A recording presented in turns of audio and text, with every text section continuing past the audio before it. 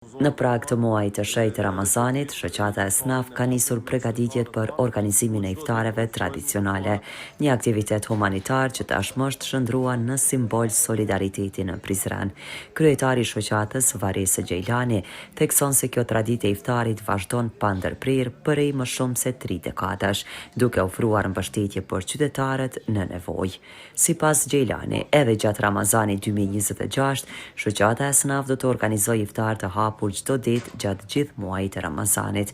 Iftaret do të shtrohen në një tendë me kapacitet deri në 120 persona, duke mundësuar që çdo mbrëmje dhjetra qytetar të kenë një vakt të ngrohtë dhe një ambient mikpritës. Iftari ynë është i hapur për të gjithë ata që kanë nevojë. Kjo është një traditë mbi 30 vjeçare, u shpreh Varese Gjejlani gjatë intervistës.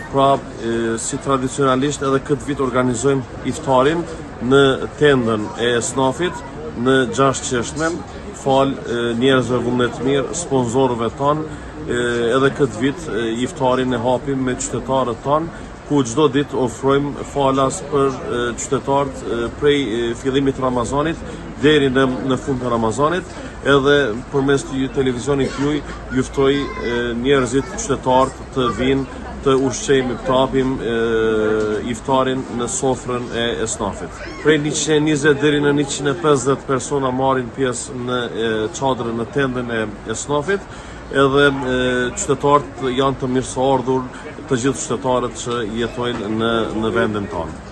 Po edhe në atë drejtim jemi fokusu të jetë një ushqim të begatshëm me kuzhinierët tonë edhe me kompaninë që është përfituese kësaj organizimin, edhe janë të kënaqur edhe qytetarët, edhe këtë jemi të kënaqur me këtë organizim, edhe njerë falenderoj kryesinë e SNAF-it edhe sponsorët tanë që po na mundsojnë për këtë organizim jashtëzakonisht të mirë, po ashtu edhe përmes televizionit juaj, deshta t'ju uroj muajin e shenjtë të Ramazanit, edhe Prizreni ju pret mysafirët në tendën e SNAF-it, po ashtu edhe në organizimet e tjera që do të organizojmë gjatë muajit Ramazanit.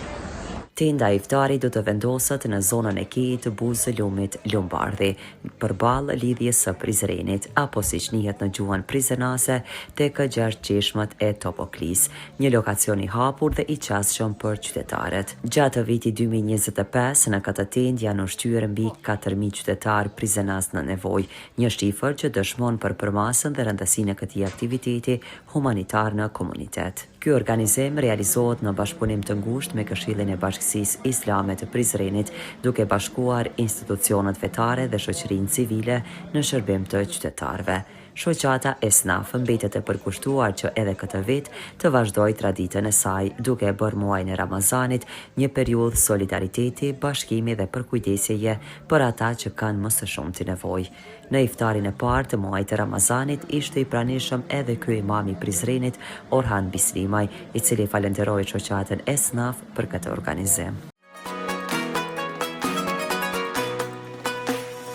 Liri, me ju në çdo iftar.